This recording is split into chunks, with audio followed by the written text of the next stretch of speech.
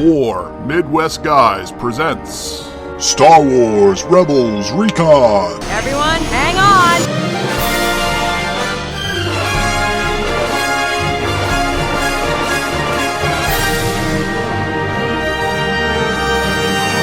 Hello, everybody, and welcome back to Star Wars Rebels Recon, a 4 Midwest Guys production. And with me today is Mr. Brian Ankenbauer. What's up? And my brother Aaron. Hey, how's it going, man? How you guys doing today? Good. Good. Let's get into it. We're finally here, guys. We're finally at the season finale. We're going to review Twilight of the Apprentice. Yay! Part 1 and 2. Part 1 and 2. Or just put together as Twilight of the Apprentice. However you want to look at it. So, a whole lot to get into today. Awesome episode. The episode starts off, we see Rex and Ahsoka talking via hologram. Kind of a nice little, almost a goodbye. Some last second foreshadowing, I guess. What'd you guys think of Rex saying goodbye to Ahsoka? He didn't really say goodbye, did he? Well, he kind of did. He's like, may the Force be with you at the end. And I don't know. I don't think I really interpreted it that way. I mean, she's not dead. Not dead yet, but he's definitely worried, by it. Well, I mean, of course, you're going after Vader. Yeah. Of course you'd be worried. But, I mean, you guys have seen some of the Clone Wars, so they've had all this history and all this background, and you get this kind of... Well, I think it's almost like a father-daughter type of... relationship, yeah. So it's... At the end, you get, may the Force be with you. And you're like, ooh, okay. Yeah, I mean, it seemed like there was some concern, but I don't think I interpreted anything outside that. Okay. All right, so we get to Malachor, and they land on Malachor, and they come to the obelisk, and Ahsoka's trying to read it, and they say it's in the old tongue, which is news to me, but we'll talk about that more later, maybe. You don't want to talk about the old tongue now? No, because I had to do you think we'll come back to it? I hope not, because I don't know much about it. I know basic is basically English, or whatever is your basic language for across the universe. I'm not sure what the old tongue is. Oh, okay. Per se. But anyway, so as they come up to the obelisk, these obelisks sticking up out of a crater, Ezra kind of has this kind of feel or call to the dark side, like his eyes kind of roll back in his head. He's like, ooh, shiny. He definitely dazed. Yeah. He was like daydreaming. It was like, ooh, must touch with hand. Right. And they're like, no! Well, he is what, 14? Something like that? Maybe younger? Yeah, but I mean, it was just like he was fine, and all of a sudden it's like he's like, whoa. Like almost possessed. Yeah, almost possessed and taken over, and just reaches out. Must touch. And shiny thing, yeah, or whatever. But he touches it, boom. The floor open, the thing lights up red, cracks underneath them red, and boom. Yeah, the crack was a little weird in that scene, but it was cool. Yeah, then they fall into, I'd say, I don't know, what, a couple stories? Easy. 3 or 4, yeah. Yeah. 3 or 4 stories into the catacomb. Yeah, so one of the few times you'll hear me say anything bad about this episode is the fall. They do all this falling, and they just kind of hit the ground. Ezra and Kanan actually hit the ground. At the end, you see Ahsoka kind of roll out. Okay. But they just fell, 5 or 6 stories, and they're not hurt at all. Okay. Well, the Jedi. Okay, it's a Jedi thing. I would have liked to see them throw out their hands. A little higher endurance than usual. Throw out their hands and try to use the Force to stop one-liner saying, something. They did a Jedi fall. Jedi fall, yeah. It's one of the first things you learn in Jedi school, falling. Yeah. So, once they get up, we see it's a very, very cool thing in the dark, and you see all these holes in the ceiling where maybe other people have fallen or something have come through, but it looks like stars in the night, and right before them is a giant Sith temple. Pretty cool looking. And the first thing Ezra finds, we have a tri-bladed lightsaber. Green one. It lights up for a couple seconds and then dies. So, what do you guys think about the appearance of a tri-bladed lightsaber? It's kind of a nice tie-in to like Episode 7, where it's trying to make it to where it has a bit more history and like it's an older weapon sort of thing. Yeah, definitely. And We know from the book for Episode 7, the Force Awakens book, that Kylo Ren's lightsaber is actually made on the same planet. So a little bit of a connection. Yeah, that's there. pretty cool. Yeah, so definitely nice little bone thrown out there, or a nice nod to the prequel, or not the prequel, but the sequel trilogy, which is still being made. The other thing that was kind of cool that I noticed right away, I call them the Pompeii bodies, the charred remains of The Jedis. of Just Jedi, charred standing up, sort of thing. Jedi and or Sith. Looks like Yeah. some major battle had taken place. Yeah. Something major went down that they all suddenly just literally turned Well, to yeah, ash but and froze. They show this planet having that kind of giant weapon later on into it, so Right. it kind of suggests that maybe they got activated and just wiped the entire playing field. The whole thing, yeah. Nobody won. Well, I mean, it's kind of the Sith style. But it didn't tear apart the lightsabers? That's why I didn't understand. Well, They had a charred coating, nice and evenly browned. to me, I guess it's like it was like a nuclear bomb went off and they just kind of dropped the lightsabers from their hands or something. But yeah, it's kind of a good point that those didn't get destroyed either. That might be why they're not working. yeah, it was just odd. It was like, oh, okay. But yeah, Well, I mean, it's still kind of interesting. Like the charred effect kind of left them in still like a statuesque form as well. So there could be some sort of like chemical reaction, but I don't think Star Wars would go into the explanation for it. yeah. So we also shortly thereafter they run into the appearance of the 8th brother. Another Inquisitor makes his appearance. Much different looking. Yeah, than- clearly lower ranked. lower ranked, I guess, in the order per se. He had 4 fingers on each hand. 4-fingered. He's an alien. That's correct. I can't remember the name of the species. They did reveal it. It has been seen before. If you've seen the Clone Wars series where Ahsoka loses her lightsaber, there's a particular episode.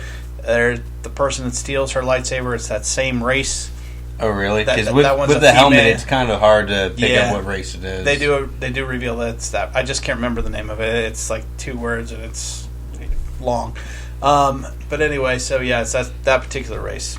So very agile, nimble. Yeah. Well, this is creatures. also, I think, the first time we start seeing them use the little dual-bladed lightsabers in helicopter fashion with him as well. Yes, this is also the part where we see the appearance of the the helicopter lightsabers. Again, the only other thing I'll complain about, they're made of light. Can they? I mean, I know they're energy, but can they really, by spinning them fast enough, pull you up? Obviously, they can. So Especially if you add like a little force push with it or something. Maybe they're using the Force with it. If they're doing that, then I'll buy it. There's a special technique you have to do to get to where you can actually use it. And even then, it's probably just for short bursts, because it is kind of an addition to their jumping sort of thing. Well, what it reminded me of is when you have those little helicopter zip line things that you had as a kid, and you pull the cord real fast, and they go up, but then they go down, they slide sideways. And that's kind of what they did. They went up, and they would slide. Yeah. So I think what you're saying is Disney has a clear marketing opportunity with this. Yes. The dual lightsaber Yeah, the zip lines. Yeah. coming soon to a Disney park near you. Spinning Inquisitors. Woo. All right, so The Inquisicopter. the Inquisicopters. Yeah, that's a good name. I like that. Okay, so Ezra, during the battle, Ezra falls through the floor Again. again. Right. But when we meet up with the 8th, he says His brother, yeah. he says he goes, ooh, a Jedi. Ooh, three Jedis. Jedis. Like, ooh, he wasn't looking for them, but who was he looking for? He was hunting Maul. He calls him the Shadow. The Shadow. Correct. Which is a weird little nickname for him, I think. Well, which is kind of cool because if he's been hiding, and he's this legend. Yeah, he's so to the speak. ancient Sith that kind of kept on going. Right. Despite being, attacked by pretty much the Emperor himself in Clone Wars. Right, the Emperor himself. And he's also taken out by Count Dooku in the Son of Dathomir comic series, apparently. So he's I haven't really read it survived yet, a but lot. He's gone through a lot of shit. And he even says so to Ezra. But anyway. I think he was lying to Ezra, though. Oh, well. Because he said he didn't have it, and he said he was like, I'm a Force wielder. But I don't have it anymore. At the same time, Yeah. though, like, I think his hatred of the Sith from what happened actually does seem almost legitimate. Like, he might not reject the teachings of it, but he hates everyone else. Oh no, I get that he has enemies, that he hates the ones that are left because they're the ones that kind of threw him out. But for him to say, I don't have any Force abilities, and then to kind of use those Force abilities and his fighting style, and the funny thing is though, he never really lies to Ezra, which is funny. He just doesn't tell the whole truth. Like, he says, the Sith killed my brother, they ripped me from my mother when I was a baby, and they killed my brother, and then they used me and they cast me aside. All that's true.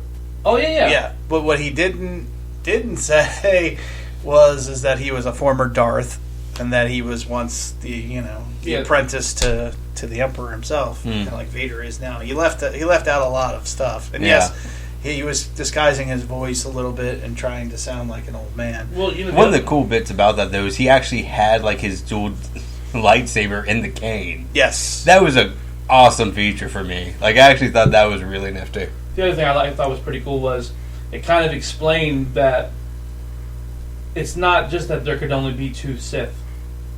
Yes, that they just come in twos. Right. Well, the rule, the first and only reality of the Sith is there can only be 2. The Darth Bane rule, which is there can only be a master and an apprentice, somebody who has the power and one that seeks it. Right. But there is kind of loopholes for the Inquisitors. You have the Inquisitors, and Maul has been left alive by the Emperor and Dooku for whatever reason. He was spared. Right. So, but he's like, he's my apprentice. There's only 2, and the way they go up the... Yes, we'll get a little bit into that a little bit later, in twos, so it's not a complete... Because you're like, well, if Vader's here... They have a buddy system, yeah, exactly. is what you're saying. Yeah, they have a buddy system. Yeah. But the dark buddy system. But, you know what I mean? But so we were like, if the Emperor's here and Vader... Yeah.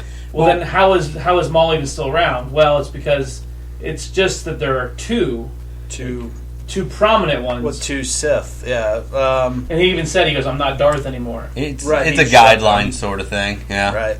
And getting into the use of 2, we see that because Maul and Ezra have to work together as a team, as a 2, to really a master and an apprentice. To open the doors. They're moving the rocks. You have to lift one up and then lift the other. While the other is lifting the one, and then the other one, back and forth, back and forth. It's almost puzzle-like in some ways. It's really a simple one. And the rule of 2 keeps coming up over and over and over again in this episode. And like Brian said, it even comes up later. So, so very cool use. Darth Maul seemed very keen on having an apprentice within the episode pretty quickly. And I even liked how... it's my ball. I'm taking it. It's my ball. Kind of, yeah. He's my apprentice, not yours. It's almost... I like him. He's staying with me. Yeah, he's shining. Well, I think he's impressed with Ezra because at first he's trying to trick Ezra. I hate to use the same analogy. It almost reminds me of Luke and Yoda when they first meet. Well, Yoda's pretending to be this... Well, the interaction was definitely the same. But he's impressed by Ezra while they're trying to open up all these things, and his willingness to... Well, you can just throw me. I'll jump. Yeah. Well, he also seemed kind of amused by the fact that Ezra gave him a false name at first as well. Yeah. Like, he seems like, that's actually smart of you. Okay. Well done. Yeah, Jabba, yeah. Yeah, well, you had that aspect, and then you also had the aspect that how powerful he was. Mm-hmm. And that was another thing that Maul found was like... Yeah. Because if you notice, on that first door... Maul didn't raise his hand to open the door. He let Ezra do it by himself. Yeah, he was kind of watching. And he was watching to see how well he could do, and he's like, oh. And he's teaching him the whole time. He's teaching him the ways of the Sith. He says, you got to use your emotion. Mm-hmm. You got to tap into it. It's a wellspring. Well, even that when it goes later on, it's like when they are in the fight with the Seventh Sister. Mm-hmm. Like, he's like, the next time you hesitate, that could be you or your friends that die. Right, and he's constantly screwing with like it's kind of like just implanting those sort of concepts. And those ideas into his head, yeah. Very, very much. Although I didn't like the Mortal Kombat part there. What's that? He had the Seventh Sister up in the air, and he tells Ezra, finish her! It's like, what? Get over here! Well, kind of. It was... and I was going to wait to talk about this later, but since we're here... I think we're probably going to be jumping around. We're going to be jumping around, but that's the temptation moment. That's where... It's the same as in Episode 3 where the Emperor... where Anakin has taken the hands off of Dooku. He has the lightsabers across his neck, and basically the Emperor telling him, kill him, do it now. And he actually does it. He gives because it's like a full turn. Right, that's kind of like his symbolic moment. Yeah. And he still has enough sense and teachings from Kanan to say no. It's not like it's going to be like 5 minutes into Sith lessons like, all right, this works way better. Let's keep doing this. But he's pulled back. That shows, he's resisted the temptation. Yeah. To go full Sith, I guess. Okay, so meanwhile, while this is going on, Ahsoka and Kanan are chasing the eighth brother, and they use Chopper. Chopper is actually used in the capture of the eighth brother. Yeah, he sneaks into his TIE fighter. And actually starts shooting. Right, because he's following the ship. Right. And he says, don't let him take off. Yeah. And they didn't. I don't think they realized that the eighth brother, who they were chasing, is actually heading to the ship. Mm-hmm. And but Chopper does. He gets it. Like it wasn't open at first either. Did you notice that? Yeah. He landed on top of it, and then he sees the eighth brother come, throws the lightsaber, and it goes back like a boomerang. Right. And then Chopper steps on it like it's one of those push button things. It steps on it, door flips open, he jumps in. Right. Next thing you know, he's firing at him. And that's how they capture him. I thought it was kind of a cool use. It was kind of funny, actually. A little bit of... In such a very dark and serious episode, a little bit of comic relief. Well, the funny thing is, you see Chopper actually start attacking and actually being kind of a useful member of the team, like episode after episode. Yeah. Like there's another episode with where he actually takes up 2 pistols and just starts dual wielding while running forward. Yes, I remember that episode. Oh yeah, when he was on one wheel. Yeah. But so kind of a cool use. When they do capture the eighth brother, they're asking the question. They said, "How many Inquisitors are there?" So. He says enough. That's all he really says. So, my question to you guys... I would assume it's at least 10. At least 10? At least 10, if not more. You think it might be more? What do you think, Brian? I wouldn't assume it's past 20, though. Well, I would think that there's... Because he said enough, right? To deal with them. Not to deal with them. So, he might be the last one. So, he might be the 8th, right? So, you had... 5, 7, and 8 are gone, so you still have. And I would assume. I assume the first Inquisitor was the one. The Grand Inquisitor. Right. That's what I'm saying. So you still have 2, 3, 4, and 6. Yeah. So 4. Still have 4 left. 4 out there. If 8 is the end number. Yeah. Well, also assuming they're not continually recruiting and moving up in the ranks or anything like that as well. Well, I think they might be, but I think once you get your name, you have your name, like the 7th sister. I would think, in my mind, we're getting closer to episode 4 in the timeline. At least in my mind, I could be off. I could be way off here, but in that, and because in A New Hope, you don't hear anything about the Inquisitors at all. I would think there may only be a few left. Well, total, at the same time, Inquisitors only really seem like the purpose is hunting down Force users, so... I mean, I guess I could see that coming in with the Luke Skywalker story, but it clearly doesn't. So maybe they're dead off or somewhere else. That's what I'm thinking. That's one of the things we don't know with the show is how it kind of ties in, or is everything out in the show working in the background, or is it just dead off by then? I wonder if it's something to where one of those you outlived your usefulness kind of thing, and they feel like they've gotten all the Jedi. And either the Emperor or Vader kills off the Inquisitors. So, the droids are clones from the Clone Wars. Yeah, that's very possible, Brian. That's exactly what happens. I don't know. So it's just interesting to think about. But one precedent we have seen now: 2 season finales and 2 seasons. The Inquisitor, whoever the Inquisitor is, bites the dust, bites it at the end. Well, they killed off the 2 main Inquisitors for this season. Yeah. Yeah, it was crap. They killed off Buffy and Sharkface. I was actually fine with that. Buffy and Sharkface. I was referring to him as Sharkhead and Droid Commander. Yeah. So I'm kind of fine with them both being dead. It was interesting though that MAUL took them all out. Yeah, Except for the 8th brother who just kind of falls. Yeah, the funny thing is it really shows Maul as being kind of pretty heavily above like the Inquisitors in terms of power. Well, he was, because he was Darth. He was a Darth, yeah, and it shows because, again, their lightsaber spin, and his does not. Yeah. He doesn't need it to spin. He doesn't need that extra help. He's that much more powerful. Yeah, it's almost like that's their training wheels. Right, and he doesn't have it. He doesn't need it. His just automatically spins. He's like, he's like, I can do what you're doing with my fingers. Yeah. You know, I'm not that good. So. Yeah, I mean, that was probably those lightsaber scenes are probably my favorite part of this whole thing. Dude, Yeah, there it was was a great part so of this much episode. action and so much great lightsaber fights in this. But we'll get to that in a minute. Like when they meet up and like you said, like he pulls out, they're like Maul, you know, it's like, and he's like I don't go by Darth anymore, I go by Maul, whatever he says, and then the Inquisitors are there, right? Yeah. And he's like Ezra's like, oh no, he's on our team.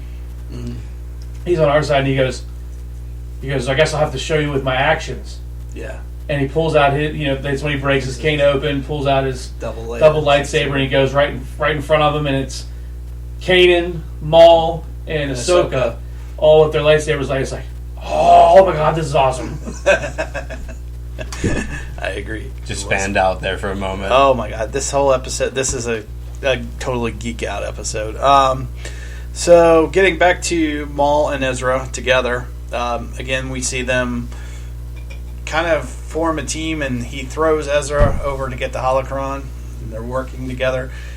Once he gets the holocron, then Ezra the thing starts to go up in the air for the weapon, and he has to jump off or be basically obliterated by a giant thing, a ball of energy above him. And again, Maul, he trusts Maul, and Maul not only does Maul grab him, well, he the grabs Force him by the hand that's actually with the Sith holocron in it. Yeah, so you He's have got that it kind in of it. moment there where you're not sure if he's going to drop him or not. Well, number one, it was reminiscent of Episode 1 where he's standing over Obi-Wan Kenobi with a lightsaber and kind of in the same fashion where Obi-Wan's kind of hanging on.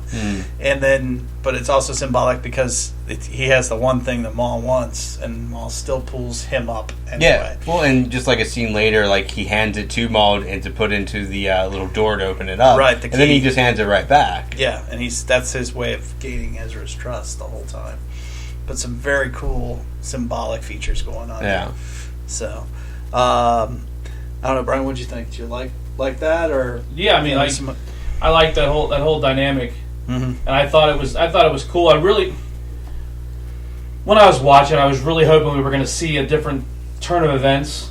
Like I was really hoping that we were actually going to see Maul be on the rebel side, kind of Like actually team? part of join the team. rebellion. Yes, that's what I was really hoping for. Yeah. And then, but then he was like, because he even said he's like, he knew Vader was coming, and I really like the fact he knew Vader because he could see the lights coming off, and like he's like, what is it? And he's like, we have to hurry. we have to hurry. Nothing, but we have to hurry. Yeah. It's like, this is going to be a pain. The other thing I like about Maul not only does he admit that Vader exists, but he also admits that he can't beat Vader. He already knows that. Yeah, he's like, we'll need everyone's power for what's coming. I can't beat him alone. That's what he says.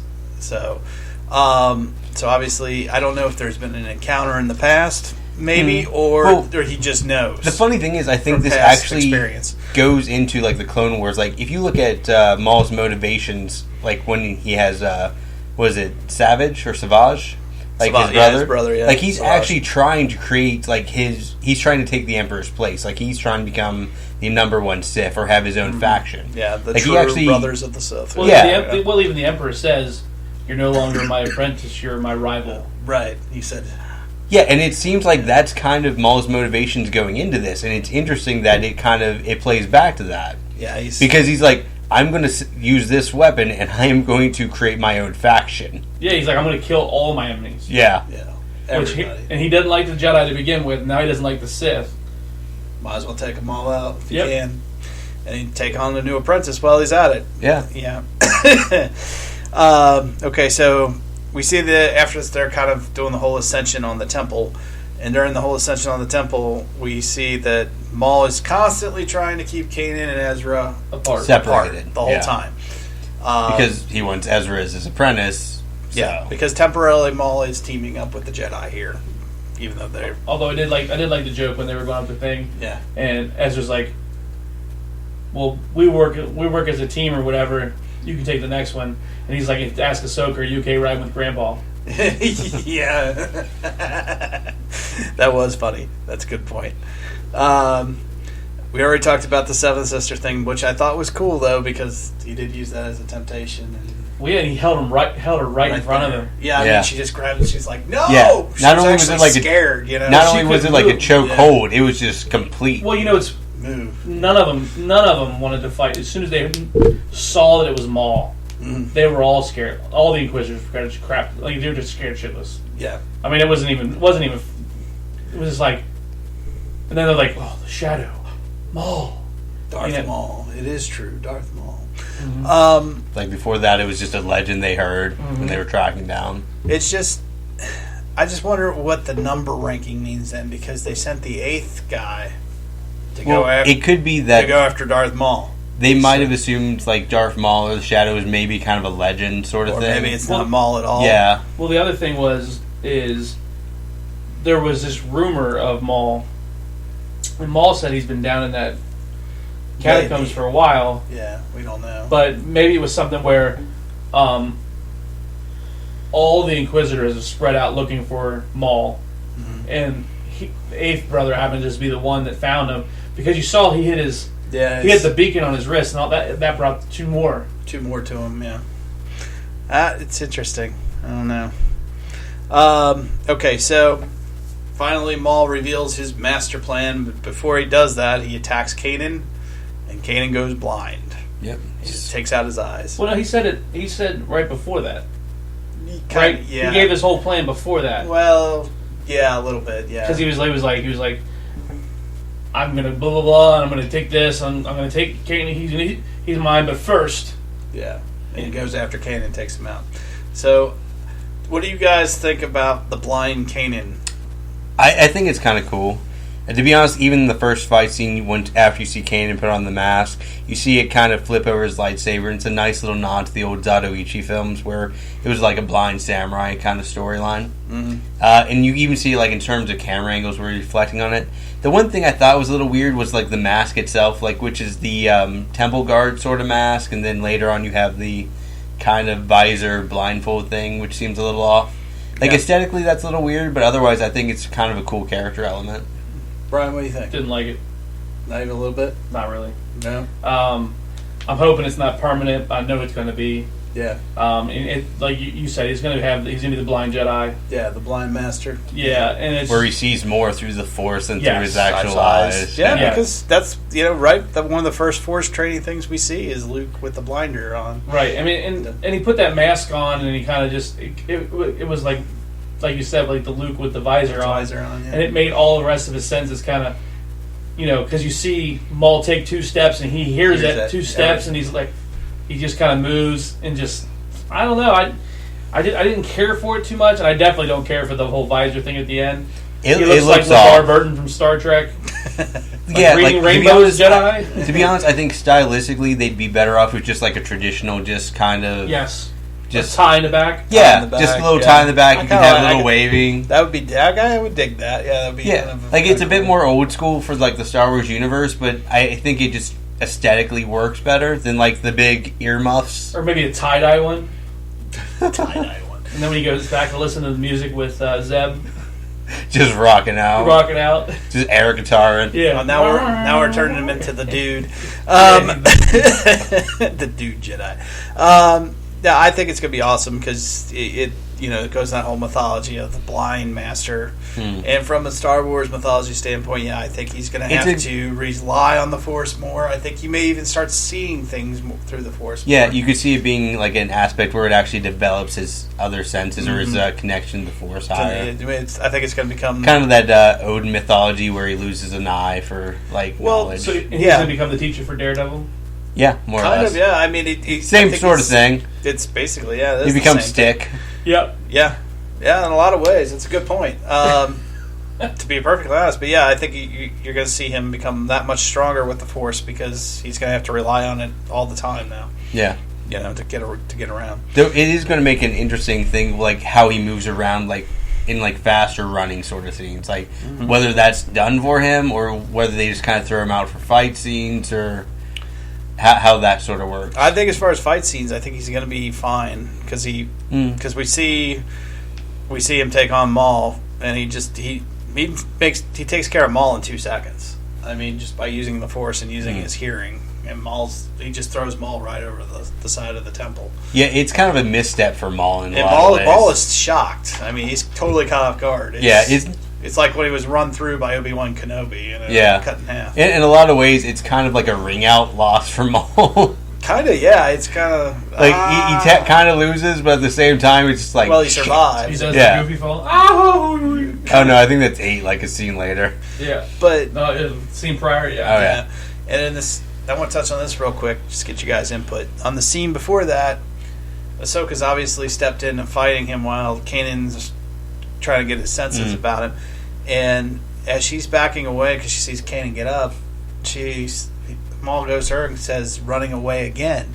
So my question to you guys is because there's very little interaction from what I remember, if any at all, in the Clone Wars between Ahsoka and Maul. So, in fact, I don't think there is any. So to me that suggests these two have run into each other prior. Well, like there's some sort of history there. I think that did Maul face Anakin? No, Maul faced Obi-Wan Kenobi. Because the way it felt for me, was that Maul faced Anakin and Ahsoka, okay, and then Ahsoka left because later, Ahsoka tells Vader, Anakin, however you want to look at it, because he loses part of his mask. Right. I'm not leaving you again. That is actually something different.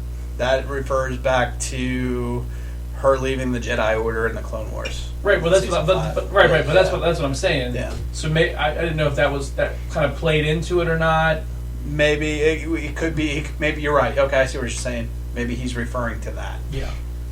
I'm just wondering if maybe there's something else we don't know about. Maybe they've run into each other in the past. And I think maybe Maul knew about that she ran away from Vader. He knows she left. He knows she left the Jedi Order because he goes 2 Jedi and a part-timer earlier in the episode. Yeah. So he already knows. Somehow he knows.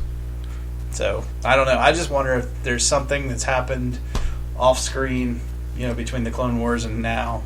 It'd be hard to say. It could be maybe there was instance written in for maybe season 7 of Clone Wars that just never got worked out. Yeah, that's very possible. So we'll see. I've got some theories on that. We can talk about that a little later.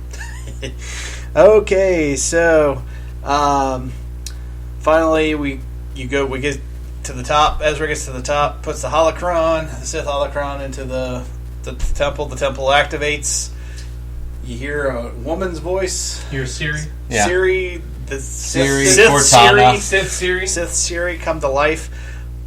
I just wonder if, because there's been some wild stuff in the books, and granted most of the books are legend, about people being trapped in different things and places. I just wonder if there's somebody trapped inside that it's Sith a soul holocron. trapped into it. That's why it stores all the knowledge. Well, no, it just seemed very personal. Yeah. You don't see a lot of very AIs. robotic or AI. Because it asks us, who requests blah, blah, blah, blah. And he's like, it's Ezra Bridger. Well, Ezra Bridger. You've gained control to destroy all life or something. Yeah. He's like, no, that's not what I wanted. Yeah, you've gained the knowledge to kill everyone. It's like, wait, that's not what I wanted. Or doesn't it go in that spiel, well, what is knowledge but power? Yeah. Sort of thing. Yeah. So it's very personal, so... You almost feel like it's a Sith stuck in there. Yeah, kind of. There's a part of me that wonders, because... do you think it's going to be like that little pixie thing in The Legend of Zelda? A mini Sith? Yeah. No, I'm just saying, I'm just wondering if there's like a Sith soul in there or something.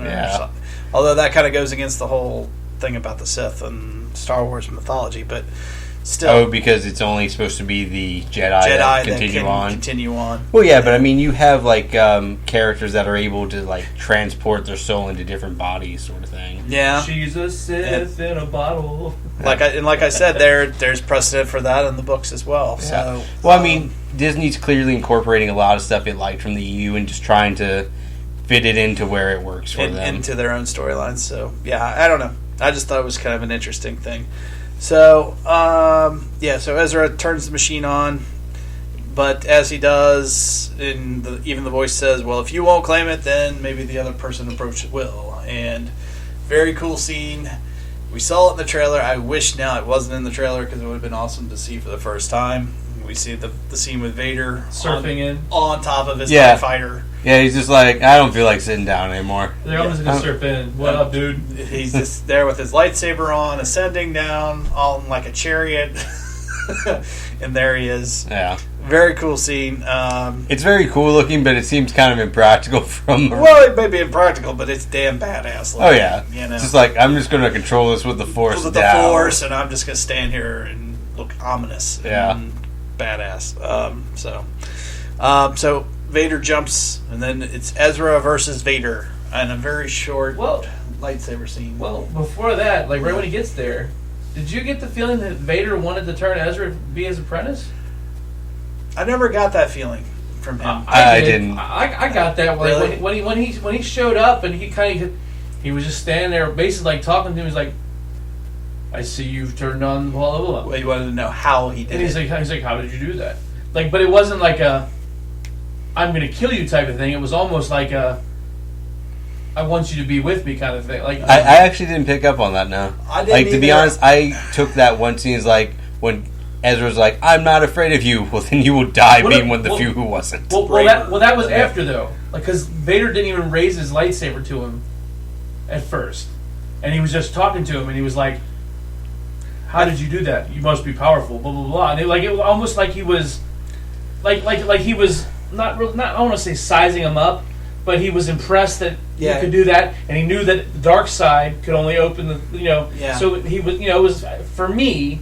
It felt like he was almost looking to see if Ezra could be his apprentice type thing. It's possible only because he was definitely impressed. There's no doubt about that. He was shocked and he was impressed. But the rest of my impression that I got from Vader towards Ezra is that Ezra is insignificant. That he refers to him as the child. And he doesn't look on him he's very- kind of emotionless, and he's just like, "Oh, well, another thing to kill." But again, now that you bring it up, yeah, it's possible. I mean, that's just what it felt like until Ezra turned his emotions to, "Well, I'm not afraid of you," and that was when Vader turned and not really turned. Well, but he raised his lightsaber. Yes, raised his lightsaber. Like, well, fine, then I'll kill you. You'll die braver than most. Yeah, Right. Yeah. Instead of the way it was, where it looked like almost like it was almost like he was going to go, "Congratulations on opening it. Welcome to the dark side" type thing. We have cookies. Yeah. Yeah, it's possible, I guess, now that I think about it. I guess I was just, the way he just takes care of Ezra in 2 seconds, and the way he refers to him later, I guess. Yeah, he even smashes his lightsaber. Which is kind of a big deal, because I know there's a lot of people that think that lightsaber is pretty cool, because it's the first one that actually shoots. Yeah. Yeah, I actually thought it was a nice feature to it. And no, it just gets destroyed. And to me, I wonder if we see that with the Eighth Brother's lightsaber in this too. Like that gets smashed when he's trying to fly away. Yeah, that's how he falls to his death, or supposedly. Yeah, because he takes off because it's working. Yeah, I actually think he's going to come back. Like they didn't show him dying, so I'm just assuming. I'm assuming he's going to come back too. I don't know. We'll see. But getting back to Vader and Ezra, yeah, Brian, I have to think about that. That's a pretty good point, though. He might have been. I mean, like when you watch it again, because I know you will. Oh, well, I will. When you watch that part, look at the interaction up until the point where Ezra makes it a confrontation And says, "I'm not afraid of you." Yes. Yeah. Okay, I'll look at it. But speaking of the lightsaber, it does get destroyed. Vader destroys it. They show it in pieces. To me, maybe it's just me. It's almost like a rite of passage where a Jedi either loses his lightsaber Or loses his hand. or his hand. Well, actually, it almost looked like he did, right? I thought for he a did second. lose his hand. I was like, "Oh my god, he just shut his hand off." Yeah, for a second before it shows like the shattered lightsaber. That's what it looks like because he has that little twist off the side. He went to the side like this, like ow, like, and then like I'm like, holy crap, he just pulled a Luke on him and he cut his hand off. I actually would have found that awesome. Well, I would have he been was- completely fine with that if it I happened. think he was holding his hand afterwards, though. I think he hit him with such force that, It stung a little. it stung a lot, yeah. Because you see him later kind of holding his hand. Like, right, but it was one of, like, in the moment, like, just watching it. Yeah, for like a brief second, it almost looks like it cut it Like, off. if I would have paused it at the right spot, I'm going to guarantee you it would look like he didn't have a hand. Yeah. It's possible. It's very possible, yeah. But that's the other thing I noticed. Vader lightsaber style in this, he is just like swinging for the fences with all his force and his might. I mean, he is just so powerful. Yeah, he's coming down. He's and- berserker. Pure angry. Yeah, just energy and anger. Pure and just, berserk mode. Yeah, he's just like kicking And everybody's he ass. didn't. It wasn't like he had. Vader had zero fear about the other lightsaber. Yeah, there was Yeah. no defensive. No. There was no. maneuvers. It was all offensive. The whole thing was just. Especially against, I noticed that against Ahsoka, which It was continue hit after Yeah, hit. that's why you see Ahsoka kind of get that quick hit on him, slashing She's his very skull. agile, jumping around. He's just, almost like he's swinging a battle axe at her, But, yeah, so, I don't know. So, yeah, the losing of the lightsaber is definitely, to me, it's kind of feels like a rite of passage for a Jedi. Yeah, I mean, know? I can see where you could come there. I lost my car keys. Congratulations, you're a Jedi. Congratulations, you've taken the next step. Yeah, it's kind of a weird little kind of thing in know. the Star Wars mythology. I don't know. Maybe it's just me. Maybe I'm pulling it. Well, either that or they just really like people discovering lost artifacts. Maybe. Yeah, don't worry. Whatchamacallit in episode 7 will find your lightsaber. Yeah, someone will find it and they'll be awesome with What it. was her name? Right? No. What? I'm sorry. In episode 7. Oh, was it Maz? Maz? Yeah. Yeah. It's like, don't worry, Maz will find your lightsaber. She'll bring it back to you. This will all work out. It'll all work out in the Have end. you seen? Not to get off topic, but have you seen that internet meme? It's the little GIF video. And it says, Oh, where she just and pops she up? pops up with like looks like the chest. like the Mario Brother chest, and she Yeah. opens up the chest that falls in. She closes it, and goes away. I Yeah. haven't seen that. That's It's funny. Yeah, it's cute. So that's funny. That's real funny. I'm gonna have to find that now. So eventually, Ahsoka shows up, and they have a little brief conversation. And basically, Ahsoka says, She had a great line in that conversation. Well, she goes, "Nobody could be as vile. My master could never be as vile as No, you." like the "I'm no longer a Jedi" line. That's very cool. Yeah. That was a great line. In Yeah, this. what he was like, she's like, I will have vengeance for Anakin or whatever. And he's like, Vengeance is not the Jedi way. vengeance is not the Jedi way. And she's like, I'm no longer a Jedi. I'm no Jedi. And it was like, oh shit. Yeah. Like, Oh, I was shit. kind of coming in It this is thinking she about was to trying to, go like, down. turn him in some way, but no, she's like, I'm just going to kill him. But Vader's line, and here's another bone to The Force Awakens. He goes, Anakin Skywalker was weak, so I destroyed him. Very reminiscent of the same thing that Kylo Ren said. Yeah. Ben, your son was weak. Yeah. This is to I could see Harrison Ford, a.k.a. Han Solo. He says, well, your son was weak, so I destroyed him. So another little bone there to The Force Awakens. So Yeah, it seems like it's doing a decent job of kind of making little nods to both the older films and the newer ones. And It's it's working well as a connector. And it's also kind of a nod to how the Sith might think of themselves. Once they become the dark side. Well, they do rename themselves. rename themselves and Kind of like the League of Assassins. Yeah. kind of how they view their past lives. They Just view them those were the weak person the I weak was moments. before. Right. Look at what I've become. cut myself off from that. Yeah. Look at what I've ascended to. Right. Yeah, I severed all ties. Yeah. Exactly. So I thought that was just kind of a cool line. So. All right, so Vader versus Ahsoka. Again, Vader's just like swinging a paddle axe at her. She's flipping around. She gets some good hits in though. I like her lightsaber style. I didn't think I'd like it. We've seen a little bit of it, but we saw a lot of it this time. And No, it's agile. It's fast. It's very precise. samurai sidearm. It actually lightsaber. reminds me of like more of like some of the old ninja films sort of thing. Kind of, yeah. Yeah. Very. That's actually what I was thinking. It was like it's a samurai versus ninja sort of fight. Yeah. Because you have Vader, who's more or less just going with a really strong, like two-handed attack. She's using crossblades. And she's going with the more fast, nimble kind of crossblade things. Like Yeah. it almost had like a samurai versus ninja feel for me.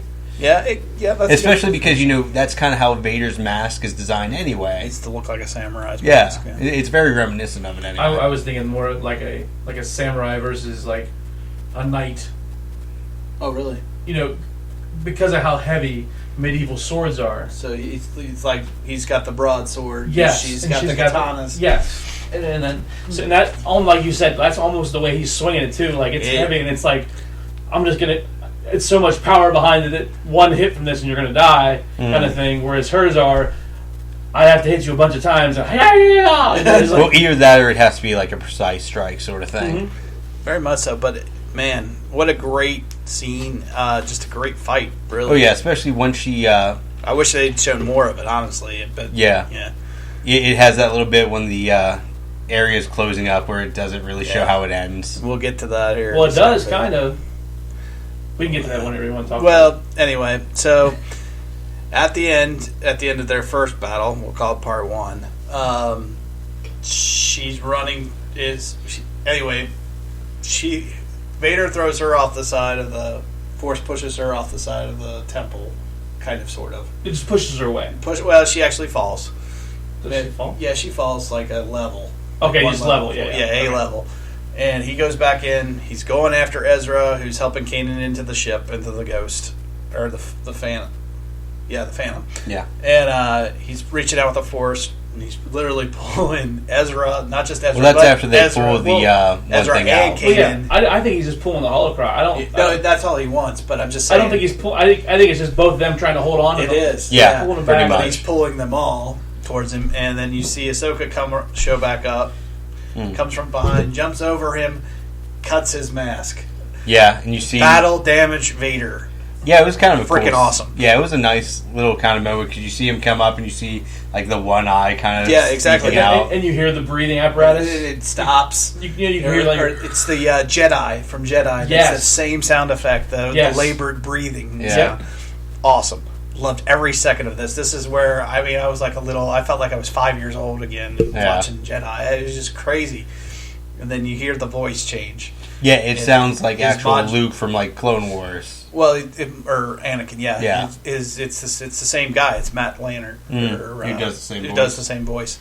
Yeah, and it actually was funny because it does switch voice actor from James Earl Jones into Anakin's voice from Clone Wars. Yeah, and she hears it because he goes Ahsoka, and at first it's kind of it's kind robotic-ish, and then it goes right into Matt Lannert's voice. It's kind of funny because it actually plays into the original Star Wars films where when Vader takes off the mask, you actually hear like his actual voice, and it's not the James Earl Jones voice. Right, exactly. That's what he's saying. But it's very, very cool. Yeah. It's cool just to see the one eye, and you can see that his eye has the Sith. Yeah, and it has that sort of just rage. Yeah, it's got pure not bizarre. at first though. It was orange. Well, it's orange and red, which is but it turned really red when he said you're going to die. Yeah.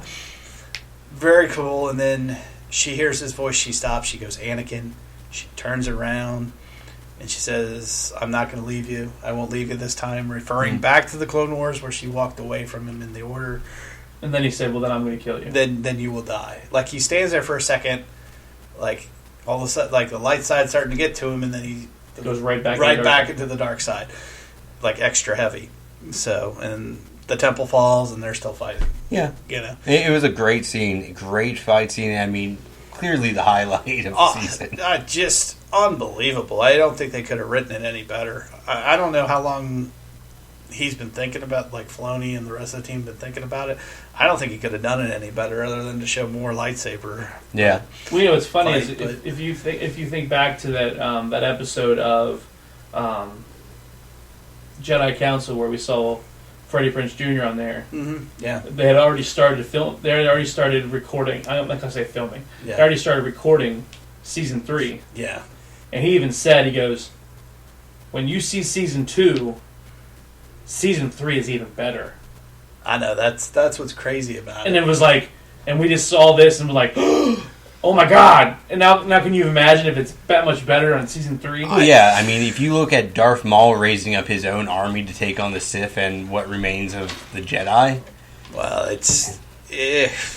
It'd be crazy. We'll get to that in a second. Because, I mean, if we're being honest, Clone Wars and Rebels used Darth Maul way better than the films ever did. So the temple explodes, essentially. They do the whole montage thing. Well, slightly before that, you have that nice little moment where Kanan's walking up and they have, like, you need both the twos to pull out the holocron or holocrux. Yeah, it takes. And you both have, of them like, again, Ezra actually supporting him and helping him over to actually grab and it. again, it reinforces the Rule of two. Rule of two. There, that's a good point. I forgot to bring that up. But after that, the temple falls on Vader and Ahsoka. They're fighting. The thing explodes. They kind of do this montage, and you kind of see everybody going their separate ways. And for 2 seconds, and I literally mean 2 seconds because that's all you see. You see Vader walking away, damaged, like huddling towards trying to get away, barely able to walk. Well, yeah, if his breathing apparatus is damaged. You actually do see Ahsoka for like 2 seconds. They don't show. They show you like Yeah, she walks into the tunnel. right. She's walking, and it's down into the temple. It seems like further deeper down. But the question remains: is she alive? Does she survive, or Is that her Force ghost? Yeah. Is she alive or is she No, dead? I don't think it's her Force ghost. I think she's I alive. wouldn't think so. Yeah. To be honest, I feel like if the show doesn't actually show them getting killed off, they're probably coming back for another season. I think so too, because I think they would have done it in a much more dramatic way. I mean, Yeah, not they that would've. wasn't dramatic; it was. No, but I mean, it's clearly set up to be we don't know sort of thing, which clearly kind of suggests they want to do something with it later on. Well, I also think she's going down deeper. I think she's going to be stuck on that world for a while. Yeah, that's a good possibility. And I think she's going to try to learn as much as she can about the Sith while she's there. Now, whether that alters her state of mind while she's there, I don't know, because that's a lot of dark force. Yeah, but I mean, you look at not only that, but like Ezra's like transitioning, opening up the Holocrux later on. It could be interesting whether it starts taking the gray thing from the EU, like the Grey Jedi. Yeah, because I mean, you more or less already have Ahsoka saying, "I'm not Sith." She is the Grey Jedi. Yeah, because she's not Jedi, but she's not a Sith anymore, so she's just in that Force wielder category. Well, I actually don't think she'll be stuck on that planet very long. Because I think she's actually going down to get into the 8th Brother's TIE fighter that Chopper left. Because he Maul said... got that one, though. Yeah, Maul he flies off. Maul had his own, though. We don't know. We don't know. Maul. That's how he got there. Maul's definitely It doesn't show what ship Maul had to get there. Yeah, and Maul... So you're just going to shoot down my idea because there was... No. That's cool. That's cool. No, I'm just saying... Cool. There's one... Bastards. It's one of 3 possible. Where did the other 2 Inquisitors come from? So they're... Well, that's what I'm saying. So I really think that she's going to go down and get another ship. It could be... It's a possibility. I don't think we're going to see her for a while. I don't think we're going to see any of them for a while because it's off season. Well, I mean, even when season 3 picks back up, I don't think we're going to see Ahsoka. You think we'll see the Squales again before we see Ahsoka? Yes. Yeah. That's what this episode was missing. It was the one thing that was not in the effing montage. I know. Was the Squales. I was really worried. I was really hoping we'd see them. This was an awesome podcast until you brought that up. You just had to go there. All right. He opens the holocron, and all of a sudden, out inside come the mini Squales. Oh, is that what it is? It's not a Sith that's trapped in the holocron. It's a mini Squale. Mini Squales. Fuck you both. It's kind of like Men in Black. Kind of like Men in Black, where it's like a universe inside of the... That'd be a nice little twist. Go back to smoking the hookah. I think you have to smoke more than hookah to get that. That would be a better crossover than what they're planning on doing with Men in Black, but that's for another show. Yeah, that's a different story. Okay, so also, did anybody else think that maybe that owl, which was... it was the last episode. That was a weird little reference. I wonder... Considering it's the only living thing on the planet. I wonder if that's symbolic of the light side of the Force. Maybe. To be honest, I actually took it to be as like a symbol of the dark side of the Force. Really? Because if you look at the previous episode, you see it right after Ezra tries to connect with the spider, and it's circling above. And you hear the Imperial March. Yeah, and it's not like this is a particularly good part when you see it. There is a... Do you think it's the Emperor's owl? The Emperor's owl? Does the Emperor have an owl? I guess he does, because, I mean, like... It's just like a spy owl? Yeah. I mean, that's kind of like... That'd be kind of cool. I'd be okay with that. Like the Emperor can watch through the eyes of his... Yeah, like it's almost like something he force possesses. Well, here's my thinking, and this goes back to the Clone Wars. There's a arc in the Clone Wars. I can't remember what season it is. season 4 maybe. It's the Mortis trilogy, or it's the Mortis arc, where basically they end up with these like ultra force users.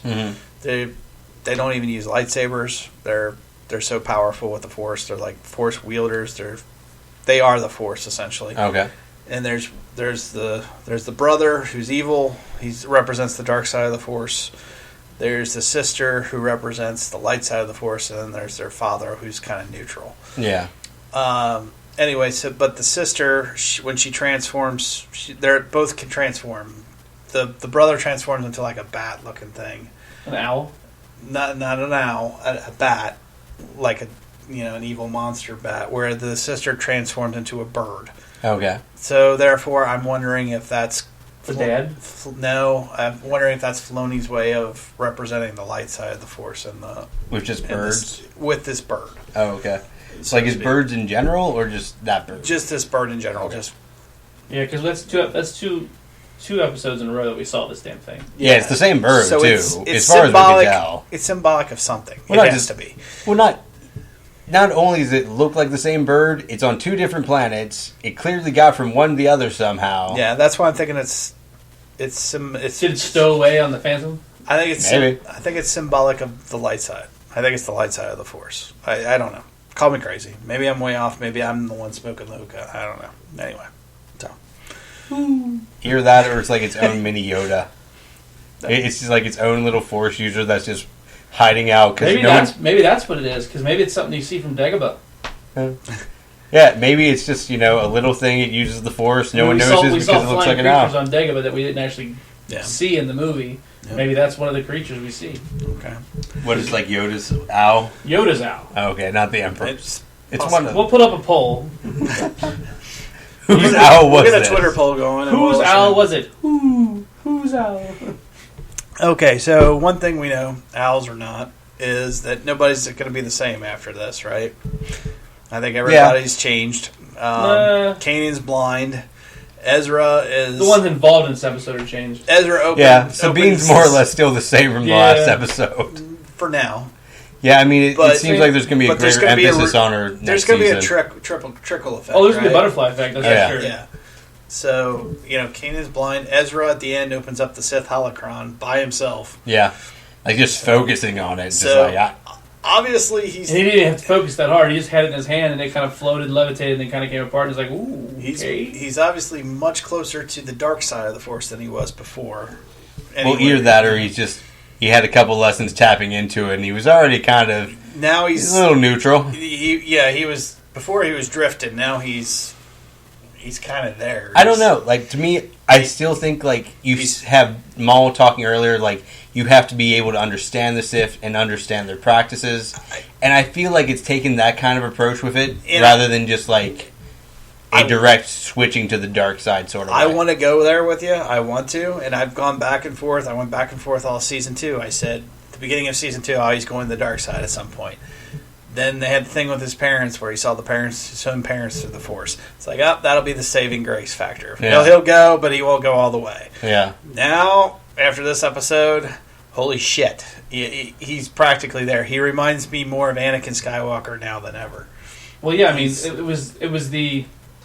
When he was talking to Maul about, well, how do you do this and how do you do that and how do you get this to move and everything else, he was like, well, you just have to think like the Sith. Yeah, you have to. But to actually open the holocron, he has to almost be. He has to use the dark side to open it. Yeah. So I mean, that's you have to be able to tap into that element of that's it. That's way more than being just knowing how to and think like one. That's pure, practicing. Yes, that's practicing. Yeah, very much so.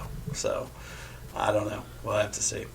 All right, guys. Well, we've definitely examined this thing thoroughly. Let's just get into final thoughts and grades.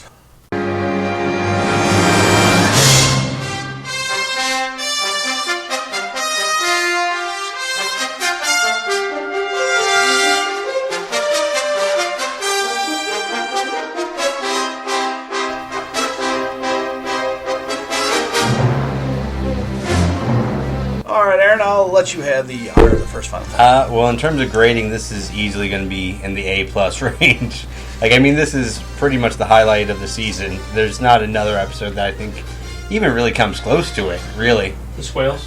Well, I did love the Squales, that is true. I miss them terribly. We know you do. Yeah. Also, it just kind of sets up the next season so greatly. Like, I am fascinated to see what they do with Maul in the next season. Like, if they actually make him, like, one of the big bads for the next season, and actually raising up, like, an army or alternative apprentices, or having some alternative to the Jedi-Sith dynamic, I think it'd be a great, interesting plot of what to do with him. And to be honest, it's using him so much better than the first, or the episode 1 ever did.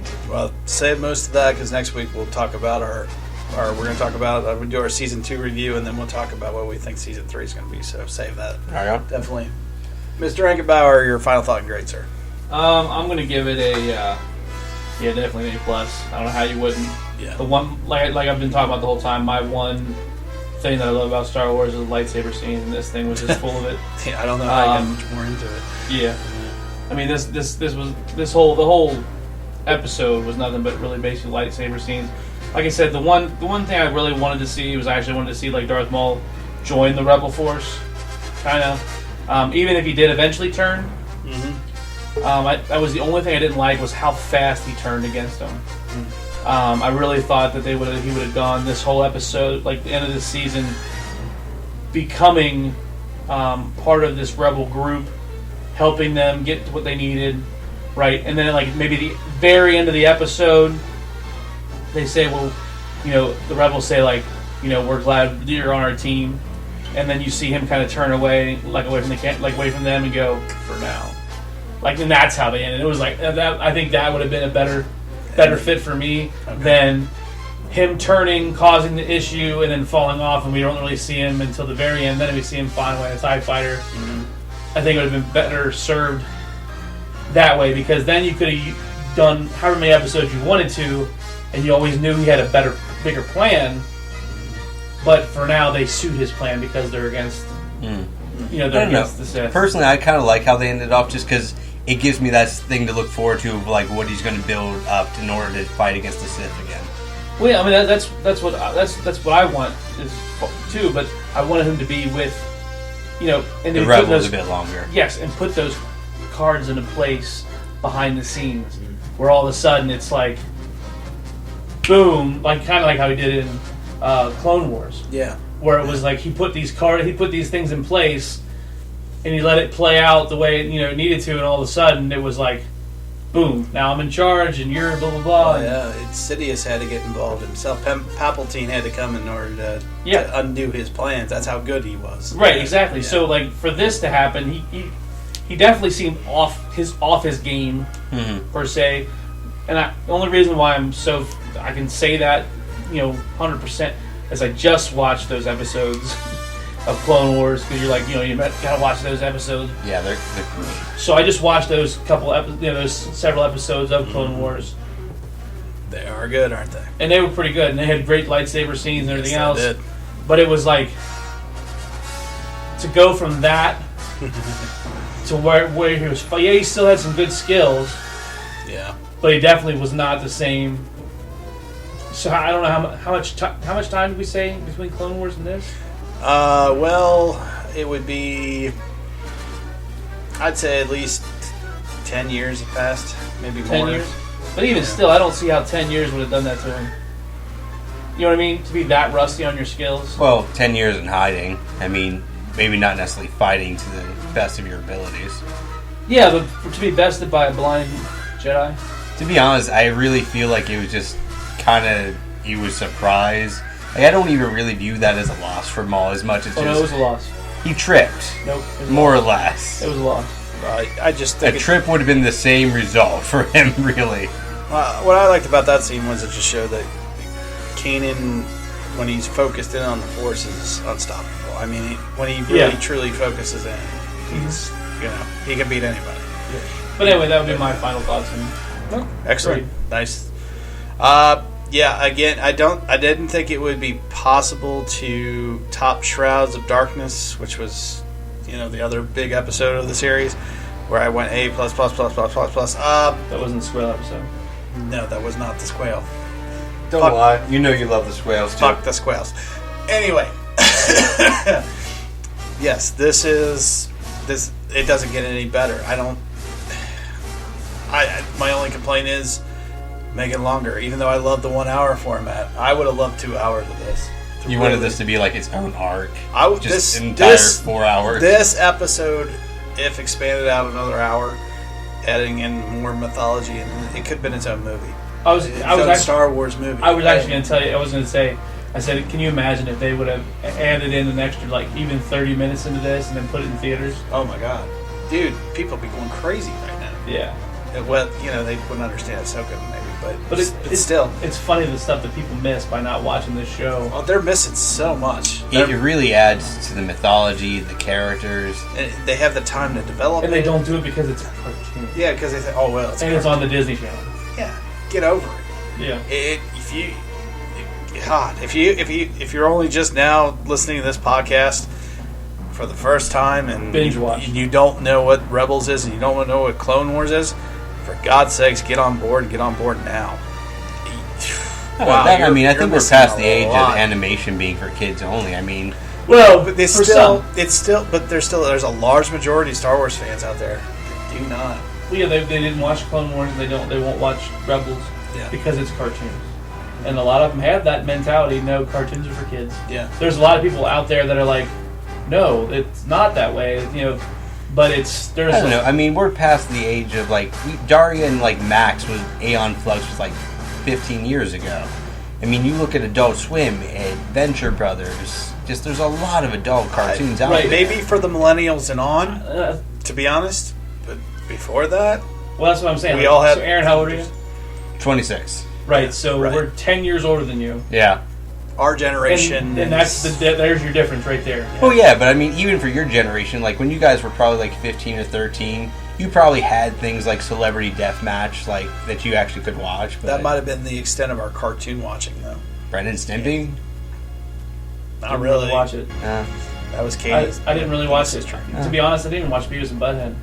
Fair enough. So, but yeah, so... To that point, just start watching. Binge watch. You can get season 1 on DVD. Start with that. Season 2 will be out by the time you finish season 1. But to finish up my final grade and thoughts would be just amazing episode, amazing season. Hats off to Dave Filoni and his entire Star Wars Rebels team. Just a tremendous Star Wars writing, tremendous Star Wars telling. Just a great season overall. Just absolutely amazing. And supposed to say that for next week. I know. We are. But you're right. I'm getting off track. It's just becoming its own little mini Grammy speech. Wait, somebody play the music. What people would... I'd like to thank God, my family. All right, if you two would stop interrupting me, maybe. Somebody play the music. So, yeah, Cue cards. Play me off. Yeah. So, but yeah, great episode. Mythology, Vader, Ahsoka. EZRA, MAUL, awesome. And I'm holding your own fucking index for this whole movie. I'm holding for this whole last episode. I'm holding back because we have one more episode to go for the season recap. So, but yeah, so that's my final thought and grade. Even though it was greatly interrupted, nevertheless. So, did I interrupt it? You think? Oh no, I really... Both of you did. I'm just looking at you. Oh, okay. Anyway. Yeah, we both kind of heard a little bit. Oh, okay. All right. It's all right. I'll forgive you. Maybe. Okay. Well, at least we talked about Star Wars when we interrupted you. We didn't talk about, we didn't bring something else in. I don't know. He was trying to bring in Eon Flux and all other shit. Well, that's true. He did. All right. just adding to your point that this is a show for any Star Wars fan. That's all. There you go. All right, so where can you find 4 Midwest Guys? Well, you can find us on iTunes by typing in the number 4 Midwest Guys into the search. Make sure you hit subscribe. Make sure you leave us a review. Just make it make it awesome. Also, you can find us on Stitcher, OneCast, just about any other Podbean.com, the Podbean app, any kind of online app. Ooh, YouTube now. Yes, we are on YouTube. That's new. We're starting that. We're starting to build. We have about 7 podcasts on there right now. I would say that's our phase 2. Yeah, that would be phase 2. Right. So what phase 3 is? Phase 3 is possibly video. Possibly. We're looking into them. We are looking into possibly doing video podcasting. We're stretching our budget constraints, but we'll see. We'll get there. We'll get there. We're on YouTube. You can also reach us on Twitter. Mr. Rankenbauer, how is Twitter Quest 2016 coming? Twitter Quest 2016, which is part of Phase 1, is going very well. We are over 800 on the main page, which is at 4 Midwest Guys. And we are over 1,900 on mine, which is at Ankzone, ANKZONE. And I think you are... I'm still just over 100, but I'm over 100. I'm not really pushing mine too much, but you can find me at You got 100 more than me, man. bwilly1977 at bwilly1977. You can also find us on email at or number 4 Midwest Guys at gmail.com as well. Yep. So lots of ways to get in contact with us. Send us your questions, especially for next week's show. I would love to do a question section over all of season 2. Or even anything Rebels, period. Or Star Wars related, for Yeah. that matter. Yeah, for that matter. So send us your questions. If you got questions about Ahsoka, Vader, something that happened even in the Clone Wars that you want us to touch on, that we can bring some clarity to, let us know. So get your questions in. You can email them to us. Drop us a line on Facebook. Oh, by the way, we're on Facebook.com/4 Midwest Guys as well. So either Feel email, free to share, link, review, all that fun stuff. We should get a MySpace. We should get a MySpace. MySpace. Man, will Tom be our friend? Yeah. Tom will be your friend. All Tom right. will be anyone's friend. All right. So He's such a friend whore. he is. He really is. So Yeah, we could also do the business one. I forget the name of it. LinkedIn? LinkedIn, yeah, we'll do that at some point. all right. Well, I'm gonna end this now before these guys ramble on forever in a day. But yeah, drop us a line: Twitter, Facebook, any email. Get your questions in for next week's show. All right, Mr. Rankenbauer, thanks for joining us, Hey, thanks for having me.